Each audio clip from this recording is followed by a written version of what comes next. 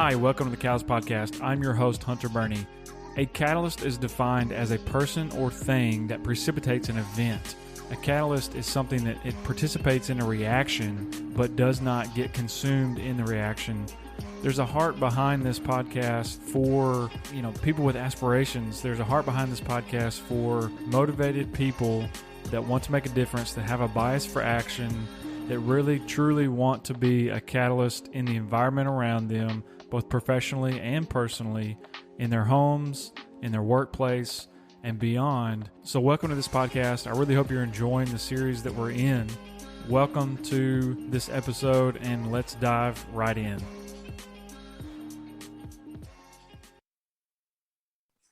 Wheels up. Welcome back to the Catalyst Podcast. I am super excited to continue on as we look to kind of end the year and what a year it's been. But I'm excited to be with Brad Smith of Stellar Insight, Inc. Today. Thank you for being here, Brad. Before I turn it over to you, I just want to start by saying, I'm excited about this conversation and just Brad's heart for leadership, us getting to know each other, connecting through LinkedIn, and being able to kind of share a few things before we jump into this. So I'm excited about this discussion. Brad, if you will, just kind of kick us off with a bit about yourself, and then we'll take it from there. Okay. So, sorry, while I throw this stuff away. So let's see. I was born into the world. My dad was working on by the time I was 6 months old, my dad, who had his bachelor's in chemical engineering, was working on his PhD in biochemistry. His goal was to solve the world food problem because he'd seen things in Germany during the war that upset him a lot. Essentially the story was a grandmother and an 8-year-old boy fighting over garbage in an alley at 2 o'clock in the morning because there was not enough food for them to eat, right? Mm-hmm. So he and I talked about that for years. So I grew up in an invention household. He invented the liquid diet drink industry, went to Evansville, Indiana, came out with Metrecal and Nutriment, which were the first ones in the market, right? And we went from there. So I was one of the guinea pig kids, 2 brothers, 2 sisters, but there. So I grew up in a household where he was training me to be an engineer, think like an engineer, and also be a chemist. So at 8 years old, he had me out in his lean-to lab, working in beakers to grow tomato plants, hydroponics. And then when the first chemical sweetener came out, we spent 3 months trying to figure out how to make a diet cola before the first one, Tab, hit the market. And we never did get it right because it was always bitter. It was like always. Always bitter. So bitter. It's like, okay, that's a bad taste. We're not doing that. That's the household I grew up in. Going through college, I did chemical engineering, then switched over through pre-med to biochemistry, got within a couple of terms of biochemistry, stopped because of a lot of really, bad grades, bad relationship, and, all that adventure. Life, yeah. Went back and finished my bachelor's in business management so that I could manage R&D teams because I love that idea, right? Well, I got shifted through that, went through that, finished my MBA, the marriage, and then finished the MBA, and realized along the way that what I really loved was helping companies grow, because in addition to the chemistry, I watched my dad start 34 companies and kill 30 of them because he didn't have all the pieces in place. Before the 3 that are still running, like 50 years later, he didn't manage. There we go, right? Yeah. So part of what I do is to give back to people what I've learned. One of my biggest events that happened at 18, fall term freshman year at Oregon State, was I developed a bleeding ulcer, ulcerated colon.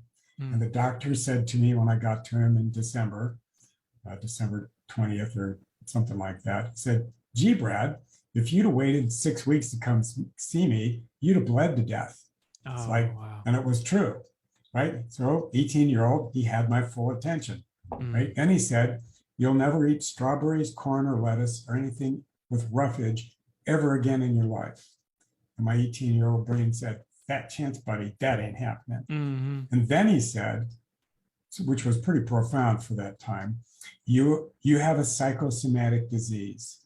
Your emotions affect the severity of your symptoms. And in that moment, I made the commitment. I didn't know all the details of it, but I was going to conquer that disease by looking at my emotions, tracking my emotions, and rewiring them, although I didn't have that term at the time, rewiring them so that I didn't, I wasn't bleeding all the time and I wasn't in pain all the time, and I could eat strawberries, corn, and lettuce, right? Right.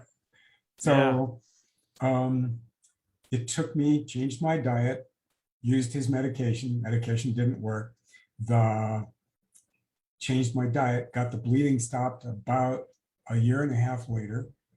But what I learned out of that is to track long-term patterns in emotions. And so what I did was I learned Brad really, really well. By learning Brad really, really well, I then realized this is the screen that we use to monitor and view and understand people outside us. That is, if you want to know, is the core of leadership. Because leadership is not an analytical mind thing. Leadership is a heart thing.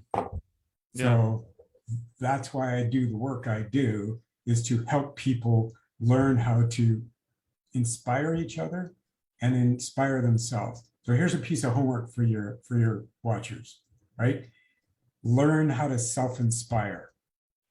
Learn what motivates you, understand why it motivates you, and go deeper into your why. And the deeper you go into your why, the better you will understand from yourself out how the world works, which has been my journey. I understand how people work, understand how businesses work, and understand what makes them successful. And I love turning people on and waking them up. That's awesome. And so a couple of things that stand out, which I think is a cool mashup of skills and personalities and passions, is you have the more technical aspect of chemical engineering, or I'm sorry, like, chemistry. Chemistry. I was an analytical chemist, formulation chemist for more than 10 years. Okay. And then I think you mentioned something about engineering, so I combine those. But my point being, you have that like very thoughtful design of experiments background where, and your dad demonstrated this to you, it sounds like, with 33 businesses or 34, and only 10% of that really coming to fruition years later. The thought process being that, if you have a meaningful way to go about things, and the interesting thing to me, and kind of how I've listened to you describe this, is you're also talking about being able to control emotions, and that aspect of being a human being and a leader, which I think is a fantastic way to kind of put those together and talk about being thoughtful, being able to kind of chart things out, come at things in a very meaningful way, even if it's just kind of an experiment, but also being able to kind of stay in tune with the heart. That's my major takeaway from what you just said. Yeah. Okay. I look at it this way. I did chemistry, right? I was trained to be a chemist.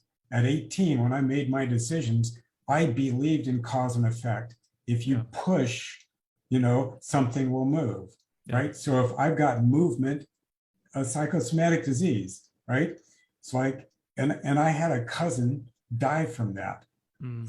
Right. Not cool. Right. Yeah. But if I'd understood that person, she had that as an issue, I would have gone in and said, look, there are ways to fix this. Right. And they don't involve chemicals. They involve your will and your awareness. So first piece of homework, right? Be aware.